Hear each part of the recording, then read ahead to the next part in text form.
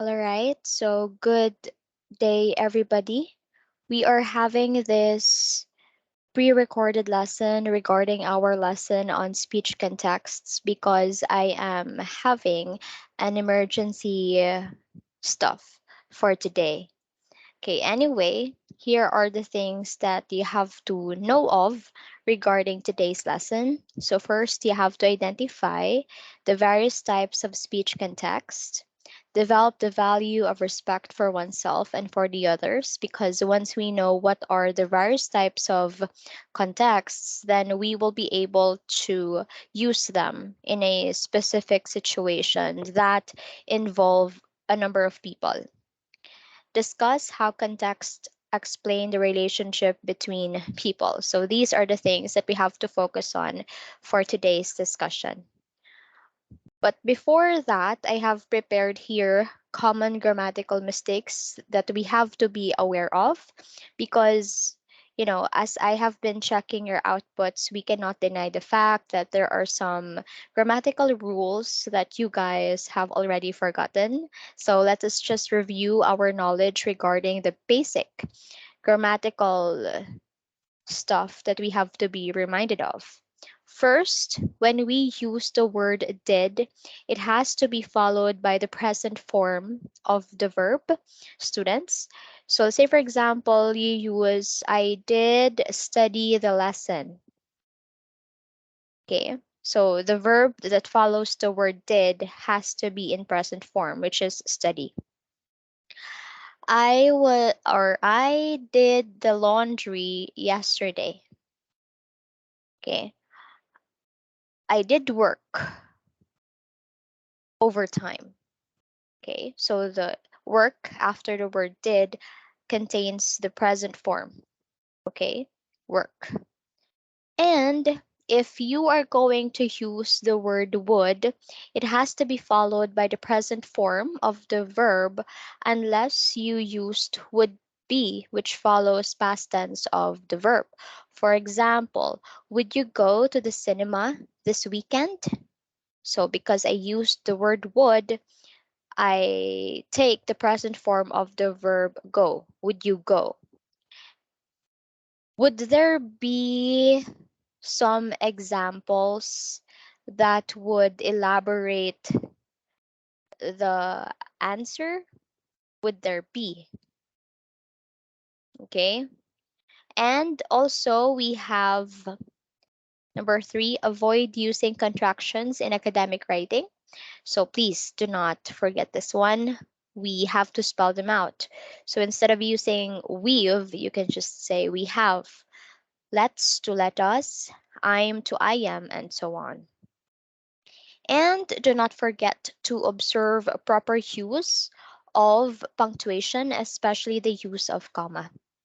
Right? And I do not know, but I think I mentioned last time that I'm going to have a separate discussion on punctuation in one of the weeks, okay, to come. So please review. Where do we use comma? Okay, where do we use Oxford comma? All right. And we also have here, okay, the difference between the following there, and there. So there, contraction of they are, there, THERE, a position, which means not here, and there, which means belonging to others. So it's their car, not ours. And if you are very particular with the pronunciation of each of the word, it actually has a distinct or different pronunciation, like there. Okay, see, we have distinct pronunciation for each of the word. All right. And we have here, just so you know, for the week, we have the couple of words that I think you have to be familiar of, and you may use these words for future references or in the future. So we have this word. How do you pronounce this word? You can pronounce now and practice it. Okay, so it's pronounced as berry. Okay, and it means sad and important event. It's pronounced the same as the fruit berry, Berry. right? So where did you bury? Okay. And then this one, how do you pronounce this word? You may pronounce it now. So it's pronounced as epitome. So the stress is on the second syllable. It's on the pit. Epitome. So this somewhat less common word means someone who is a prototypical example of a class of people. It's another word for example. Okay, example. You are the greatest example of a beauty. You are an epitome of beauty. Okay, so you may pronounce that again. Okay, nice. And so we have the third word here. Please pronounce this one. So we pronounce this as niche. So before, when I was not that knowledgeable enough, I used to pronounce this word as niche, but it's a niche. Okay. Originally meaning a shallow recess or simply a nice place or position. It's a nice place. What's your niche? Narrow field of interest. It's like your hobby. Somehow another term for asking what's your hobby. And let us now have the proper discussion for speech contexts. So we have here a definition of what would that be. So we have speech context. It is another term for various types of communication. And that is the first part of the examination in oral comm that you will be having scheduled on October 12 to 14. Still, I think it's test portal. Okay. So let us know what are the various types of communication so that we will be eligible if where are we going to use each type of communication in a specific context or in a specific situation. So first three, because we have six various types of communication. So the first one is intrapersonal communication. So intra, which means it means communication within the self. So there are some cases, students, where you're like alone and then you are alone with your thoughts. You reflect on things. You talk to the mirror or you select the thoughts. Okay. Let's say you're feeling down. So you kind of like talk to yourself, motivate yourself. Let's say you're feeling happy, so you want to extend that happiness, so you kind of like go drown in your thoughts, okay, and reflect how happy you are or how sad you are. Okay. And there are also some cases where you reflect on the things that went wrong, the things that went right. Okay. So it's about reflective thinking, and you monitor your own feeling. Okay, you reflect if what is right, what is wrong, what needs to be done, what is there to be done yet. Okay. And since intrapersonal, from the word intra, it means communicating with yourself. And we have varied ways, guys, to communicate with ourselves. And you know what I mean? Because I know that you have some spaces as well where you communicate with yourself. And interpersonal communication, it means communication with or between two people or among a small group of people. In other words, there are two kinds of interpersonal communication. It can be dyadic or it can be small group communication. So dyadic, from the word dyad, which means two people. It's like when you converse with a friend, with your best friend, or with someone that you know of, or like your girlfriend, someone close to you, okay, whoever. As long as you guys, two people, are talking, you exchange your thoughts, just the two of you. So that's dyadic. And we have as well the small group communication. It's like having a conversation with your B group mates. Okay, 5 to 7 members in a group. Okay, so that's a small group. All right. And maybe with your group of friends. I think you also have your group of friends, okay, where you gather around during vacant period, you eat together, you chica together, you spill the tea together. Okay, so that's the two types of interpersonal communication, but they are still students under interpersonal, even though they can be classified into dyadic or small group. Now we have the public communication. This is also known as public speaking, which means you are there in front of the crowd having your speech or having your talk. Refers to communication in which an individual communicates a message to a large audience, usually to inform or to persuade. So, in case that we are going to have our limited face-to-face classes and I meet with you, so that is an example of public communication because I myself I am delivering the information, I am giving you a discussion and you are like 20. Okay? So it cannot belong anymore to small group communication because you have or you're composed of a lot of people, diba?